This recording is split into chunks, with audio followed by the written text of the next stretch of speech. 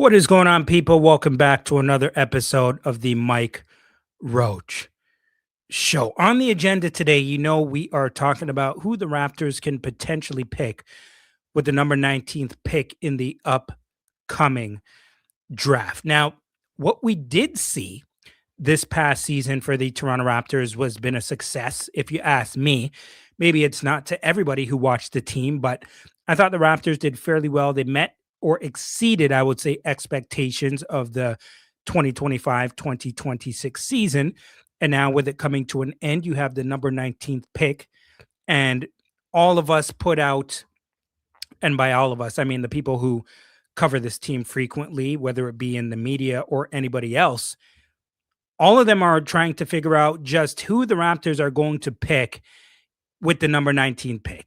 And honestly, we don't know. We put out there who we think it can possibly be, but we honestly really don't know who they're going to choose. And a lot of the time when it comes to the Raptors and their scouting, you think you may have an idea, and then they go in a completely different direction and they pick who they pick. But overall, in regards to their draft picks, for the most part, they have been on with their picks. For the most part, they have been on with their picks. When you're looking at Jacoby Walter, and you're looking at Shed, and you're looking at Colin Murray Boyles, and this is recency bias. I'm just talking about people who they've taken recently. We can go back much further than that. The Raptors have done a pretty decent job in regards to their scouting. Now, I'm not going to be going over literally every single name that the Raptors can take, but we'll put a few out there on who they possibly can select in that range of, anywhere between maybe 17, 16, and who could be between 22, 23. And the thing is, all these names are kind of moving up and down at this point. There are a whole bunch of different names in the mock draft. And a bunch of them, they're all different, really, when you look at some of these mock drafts, right? They're all over the place and they all look different. So we can take a look. Maybe the other screen's a bit better. No, that's not better. This way, let's go full screen here. Now, sorry, I was, of course, looking at Jaden Quaintance earlier. But I'm not going to be really talking about the top picks in the draft, obviously, because the Raptors are not selecting there, but we will leave this for another day. Obviously, the Washington Wizards have the first pick and the Utah Jazz have the second pick. What those two teams are going to do, I don't know. In regards to, I'm hearing maybe they trade down to number 2 if they're Washington, but I don't see why they would do that. You take DeBonsa and you run with that number 1 pick. But getting around to even the 12th, 13th, 14th, I don't know what order any of these are going to be going in at this point, right? Like Jaden Quaintance is a guy who people have been talking about, and I've been seeing him on different mock drafts from anywhere from 13 to 25. Cameron Carr is another guy that has been anywhere from, I've been seeing 15 to 25. Like it's wide ranging on where these guys are gonna fit or where they're going to be picked in this draft. I have absolutely no idea. I know people are saying it's a very deep draft, and I am hearing that as well. How deep it's actually going to be, I don't know. Like, I don't know if we're saying that because we're just regurgitating what other people are saying in regards to how deep of a draft it's actually going to be. And don't get me wrong, I know there's going to be a lot of guys in this draft and good players for sure. But just how deep it's going to be, I don't know. I think we're going to find out. There's a lot of good players in this draft. What they will materialize to be is another question. But we'll have to wait and find out. But some names that I want to put out there that I like in around the Raptors slot. I'm going to point some names out there, and I'll get to you guys in the chat in just a bit as well. But some names that I see out there that I've highlighted Alan Graves, Chris Sinak Jr., Cameron Carr, Bennett Sturts.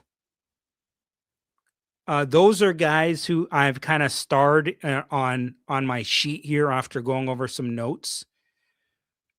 And it's interesting because when it comes to looking at draft picks, right? And the most you can do, at least in my position, is I'm doing a bunch of stuff by going over data and looking at um, plays, gameplay, highlights, all that kind of stuff all over the internet. It's never actually all the same as going to scout a player personally and seeing them in workouts. Like seeing players over a computer, there's only so much data and information that you can have, right? Um, you don't see all of their games. At least I don't see all of these guys' games in college. So I don't know how good they are, especially from a standpoint, right? You know what they can do on a general level, but you don't have in-depth analysis on what they can do from a defensive standpoint. Yes, you can watch different highlights and gameplay and stuff like that, but you really have to watch the full game to really get the impact of what a lot of these players can actually do. Um, so I'm going to get to your comments in just a little bit.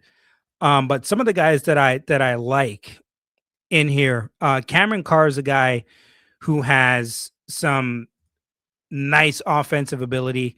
You're looking at, let me put some stuff up here on the screen for you. How does it work if I show highlights? Do I get flagged for that kind of stuff? I don't know if I get flagged for that kind of stuff. Do I? Don't know. I don't know. But anyway, Cameron Carr, nice offensive ability here. Nice offensive ability, Cameron Carr. I believe he's around 6'5, 18.9 points per game, 5.8 rebounds, 2.6 assists, but he can stretch the floor, dynamic, can really get up as well. Very athletic. I mean, the guy can flat out play. And it also depends. Like, to me, Bennett Sturts is also another guy that you want to keep your eye on. Where do I see him here? Bennett Sturts. He seems like he can be a really good player coming out of Iowa. Almost 20 points a game, 2 rebounds, 4 assists, but has high basketball IQ. And he seems tough, unselfish, coachable. Seems like a guy that you're going to be able to play immediately when he gets to your team. And so I like that perspective in regards to having a guy like Bennett Sturts. I think you can plug him in, play him immediately, high IQ, is tough, and he can shoot the ball, can play off the dribble, which I like as well. And I think he fits right into what you're trying to do. The question I have, though, is what are you looking for in this draft if you're the Raptors? Because when you heard Bobby Webster speak, right, in his press conference at the end of the season, we talked about the Raptors being a top 5 defense, which is great, but they struggle offensively, right? And there has to be a certain level of balance. You want to be a top 10 team on both ends of the floor, offensively and defensively. So, do you I know you're trying to add the best player available, right? But do you look at trying to improve your offense by finding somebody who can do something for you off the dribble, can stretch the floor? Or do you find another big on the defensive end who can really do some stuff for you from multiple positions, from the forward position, from the center position, who just flat out coming in ready to play big, strong? I mean, even when you look at some of these guys like Quaintance, right? Morez Johnson Jr., you're looking at big, athletic, really strong, tough to move. And I mean, there's a lot of different looking players that the Raptors can go with here, right? Superfan Mo official. I'm hearing a lot about the Raptors want a day at 19. I'm not sure he's on the board at that point. Cameron Carter, Cameron Carr is on the board at 19. You take him and run. Like, yeah, I mean, we talked about him, and I'll be honest with you. I'm also seeing Edgefor. Yeah, looked at him, saw him. Pensari Basketball had a really good stream about Bennett Sturts. I don't know if you have talked about him yet. Bennett Sturts is a really good pick. If you can get Bennett Sturts, the problem I have, Bennett Sturts, and not a problem, but I don't know if he lasts until 19. If you can get him at 19, you probably take him there. I don't know if he lasts that long though. I'm going to go over some of these teams who are before us. Maybe I'll go on DraftNet so you can see the teams a bit faster on DraftNet. But if you look at the teams ahead of us picking, right? Like if you start going down to Oklahoma City, Miami, I have a feeling maybe if you're Charlotte, because you have the 14th and the 18th. If you're Charlotte, I think they might take Sturts, to be honest with you. I don't know. Memphis as well, possibly. I don't know if he's on the board at 19. And I know my boy Rob Pensari did have a stream about Sturts, and I saw a piece of it, but I didn't see it all. I'm gonna have to go watch that, but I do agree that he's a really good player. I just don't think he lasts until 19. I'd be interested. I'll definitely be watching this draft, and maybe I'll be streaming it live as it goes along. But I would be interested to see if he's on the board if the Raptors scoop him up at 19. Also, Chris Senak Jr. is another name to look at as well. Where do they have him on this list? They have him on 15 going to the Chicago Bulls. And I like his game. He can shoot the ball, can stretch the floor for you, pretty athletic. They have him at 230, 6'11". I thought I saw him at 240 before, but maybe I'm wrong here. But Senak Jr. looks like he could be an interesting pick if he's on the board at 19. I don't know either. I have a feeling he could go before, but don't get me wrong. This draft is looking quite good, I would say, in the first round. Jaden Quaintance, yes. Big, strong, physical. He's a unique prospect. He doesn't jump out to you in regards to the numbers that he has on the board. And I'll go back to CBS. But defensive tape from his freshman season at Arizona State was unbelievable. However, he played in just 4 games at Kentucky due to knee swelling from torn ACL suffered last season. He needs to go to a team where there's no pressure, play significant minutes right away. Miami would be great, blah, blah, blah. Yeah, I mean, that's an interesting one as well. Kareem Lopez, I actually like his game. Hans Steinbach.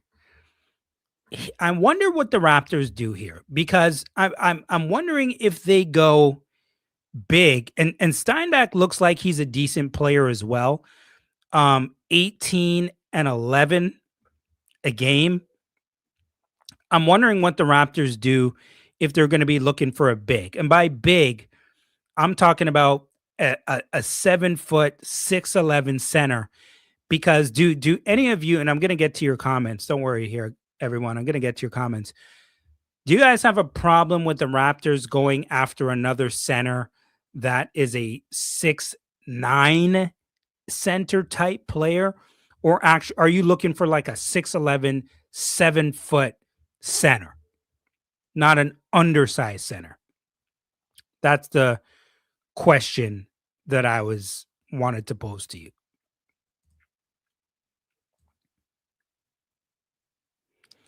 Let me get to some comments here. Anderson, Sturts, Johnson are nice. Quaintance is not that bad at all. Cameron is good. Best playmaker with is Christian. Best all around Johnson. Then it's Sturts, in my opinion. I hear you there. Lopez and Amir Allen are good. Allen looks more ready. Allen is interesting. Amari Allen is who you're talking about. He looks interesting as well. Um, Mari Allen, yes. Allen Graves. What do you guys think about Dalen Swain from Texas? I think that's how you pronounce his name. Dalen Swain from Texas. Swain, is he on this list here? No, he's not on this list. Henry Visar. I'm sorry. I'm butchering a lot of these names. I am absolutely butchering these names. Just brutal. Oh, here's Dalen Swain. They have him going 24th on this mock draft. Um, I like his game. I really like his game. 17 points, 7 rebounds, 3 assists. Has some good size as well. 6'8" junior, 225. I liked his archetype in regards to big wing, able to do a lot out there in different ways. I think he led the team in points, rebounds, and assists, if I'm not mistaken. I really like his game. Morez Johnson is interesting as well. 6'9", 250, big, strong center. It's going to be able to provide defense for you right away. But like I mentioned, it's really about what you're looking for in regards to improving your offense or your defense. The Raptors struggled from an offensive standpoint, like badly. Right. And so when you listen once again to what Bobby Webster says is, how do you improve your offense without falling off a cliff with your defense? There has to be a balance, top 10 offensive and defensively. Now, the question is, are you going to look to improve? Do you guys find it better to improve your offense or defense going out there trying to find young players as free agents or coming up through the draft? That's the question. And I don't really want to take deep dives into these players. We'll talk about them on a surface level, but I'm only going to go into a deep dive when I bring on guests. And by guests, I'm talking about either former players, coaches, scouts, trainers that can come in and break down the game of these basketball players. That is the best thing to do. Have people come in who this is their expertise, and they can help with the breakdown of the games of these players. I feel like personally, this is from James D 1586. Personality is very important, especially for the Raptors. We need guys to buy into the culture. 100% right. Completely agree with you. John Cooper, 5403. That would be Pete and Allen. Raptors 1990. I'm on Sturts Island. Give me 10 cc's of Sturt. I like Sturt. I really do. I just don't think he's on the board at 19. I just don't think he's on the board. I could see this. I can see this pick 100% at 18. I think you lose him right before the Raptors get to pick. Maybe I'm wrong, though. Maybe I'm wrong. They might go in a different direction. But I think Sturts is definitely the guy that Charlotte would look at. Now, what do you guys think about Isaiah Evans? What do you think about Isaiah Evans? I like him out of Duke. Um, Dynamic wing, can score for you. The only problem is I don't see what he does much besides that. But not a great three-point shooter, but he can definitely make shots. Can hurt you off the dribble as well. I wasn't high on him before, but I think he could be a decent player for you off the bench. If he can lock in on the defensive end, I like his size at 6'6" as a shooting guard. He's thin at 180. He's gonna have to get in the weight room, but I like Isaiah Evans as well. Definitely not bullish of the Raptors by any means to take him. I don't think that they do. But I do like his game. Graves is interesting. Graves is interesting. Stretch four, can make the 3-point shot, shoots it at 41%, 11 and 6 per game. Big body, can stretch it from 3-point range, like I mentioned. Interesting. Pete, yeah, Steinbach, Senak Jr. This is going to be really interesting to see that the way things turn out. I'm going to get to some comments here. Graves is nice, has tunnel vision, but is good. Yeah, I mean, you never get the perfect player in your draft. You can get steals at some point, and the Raptors are good in that regard. But we're not top 10 right now, 19. So it's a different situation, but you still get a really good player. Nana says, don't really watch college ball, but I've been hearing about Mara. I'd take him just cuz. I don't know if he lasts that long. Where is Mara found on CBS in this one? They have him here at 5 with the Clippers. That seems ridiculously high to me. That's gone a bit far. At 5? No. No. I mean, listen, I could be wrong, but you're going to take him ahead of Wagler and Acuff? Flemings? I don't know about that.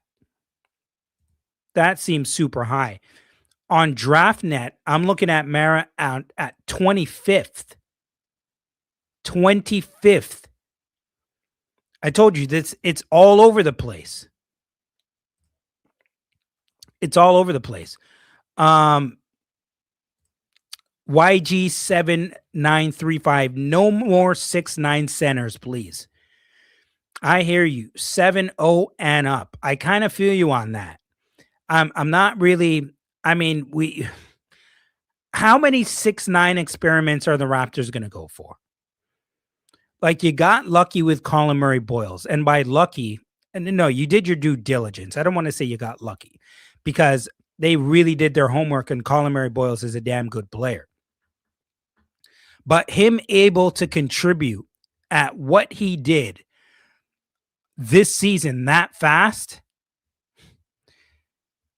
I mean, that you really hit on that one. Project 6'9", baby. I mean, damn, more 6'9" centers, more 6'9" centers. Tired of being cool. Hi, Mike, everyone. Thank you, Ash YI4TW, for that $5.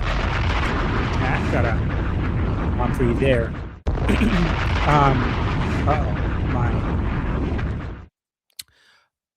Sergio for Primo, Sugio for Primo Pasta. Yeah, that's the big center there. I see you there.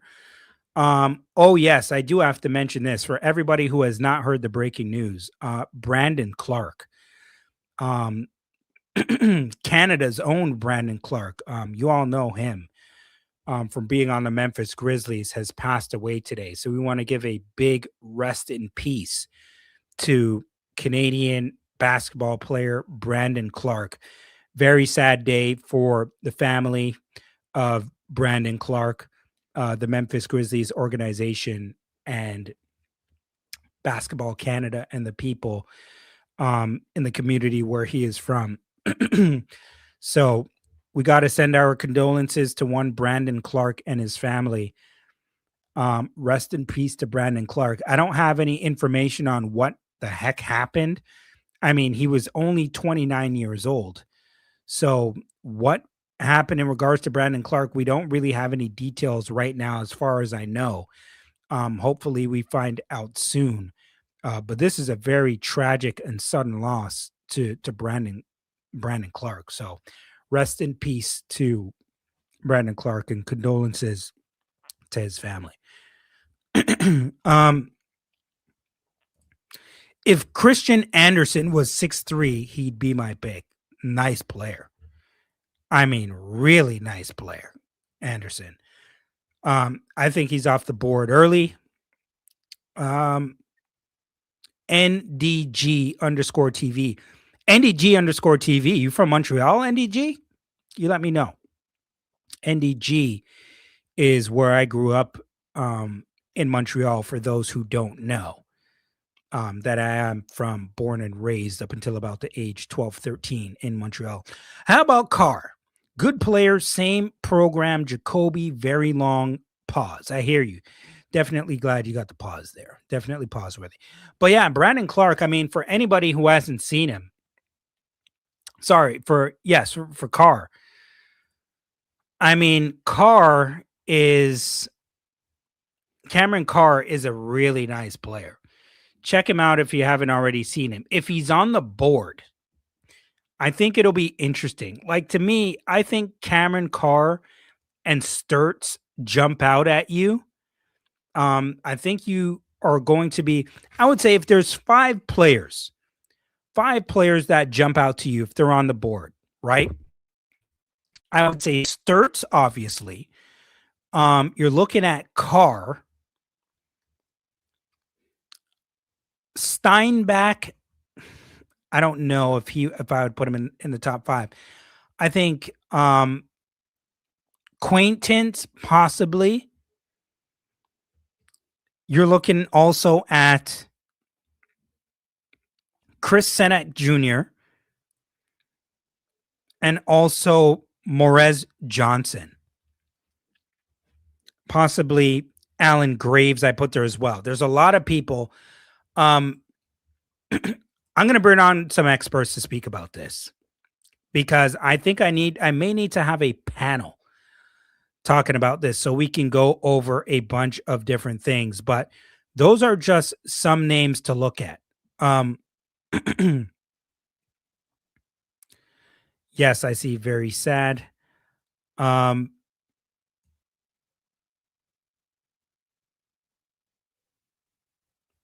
And there's other names that we can put out there as well, to be honest with you. A lot of other names that we can put out there as well. It's just that there's so many guys here that I have down that I don't see making it to number 19. Right? Like, there's no point talking about Lendeborg. He's not going to be on the board. Cale Brown Jr., Kingston Flemings. These are all guys who are going to be picked in the top 10 and then right outside 10. Labaron Philon, right outside the top 10 as well. A lot of these guys, to me, are going to be gone. Now, Pete, Steinbach, Graves, Isaiah Evans, Morez Johnson, Swain. These are guys that you're probably going to be looking at. Amari Allen is interesting. Anderson. I mean, there's just so many different names at this point. So, without even going into a podcast that's too long, we're just going to have to break down positions probably at this point. Bigs, guards, and then take a bit of a deep dive into it. And, like I mentioned, I'm going to bring in guests to have to do this. There's too many to have to do at once, so we're probably going to have to break it down by position here. And which way the Raptors go, you never really know, because it doesn't just depend on it. It doesn't just depend necessarily on what we think. At this point, we're not even sure 100% if the Raptors are going to keep the 19th pick. I do think they're going to keep it, but do you think at any point there is a chance that the Raptors move this in a deal? It isn't out of the realm of possibility here. If something comes up, I mean, look, we don't know what the hell is going to happen with RJ Barrett and his contract situation. We don't know if they can somehow find a deal with Jakob Poeltl. Obviously, you're going to have to put in draft compensation there. That's a given. But there's probably a bunch of different scenarios right now that you're looking at where the Raptors have to be open to all options at this point. And so it's not 100% sure on what the heck is going to even happen with this pick. Now, I'm hoping you keep it because I do think you can get a good player here. I really do hope that you can get a good player here. So, I mean, what that is going to be, I don't know. But the Raptors better get somebody good on the table. And I don't want to hear that they're picking 19th and they don't have options on the table. They have a lot of damn options on the table. All right. So they better figure this thing out and get us a good pick. At Mike Roach 7 on IG, at Mike Roach 23 on X. Make sure you follow, like, subscribe, and share the Mike Roach Show. So this is just a teaser of some of the people that the Raptors can possibly take at 19, but we're going to have to take a deep dive on some of these guys down the stretch here. We don't know if they can find a way to keep Mamu either. That's another thing. There's a whole bunch of different scenarios and options that the Raptors are going to have to put up with this offseason. And they don't even really have a lot of time like that. They're going to have to figure a lot of this stuff out soon. They're going to have to figure a lot of things out soon. They're not going to have a lot of time to waste because they are in a predicament here when it comes to money, contracts, in regards to what you're going to have to do with trade signings. There's a lot on the table, and they're going to have to figure these things out. And so we will take a deep dive. And you know what? We don't have a lot of time to waste. So that was kind of the calm after the storm of the NBA season finishing for the Raptors a week ago or so, or just over a week ago. But we're going to have to get to it now. Episodes are going to have to flow because we don't have a lot of time. So I will get back to you guys soon and with guests to help me break this thing down. This is the Mike Roach Show. Appreciate you guys for joining me. Get in the comments and I will get back to you as soon as possible. We'll talk again soon, and I'm out.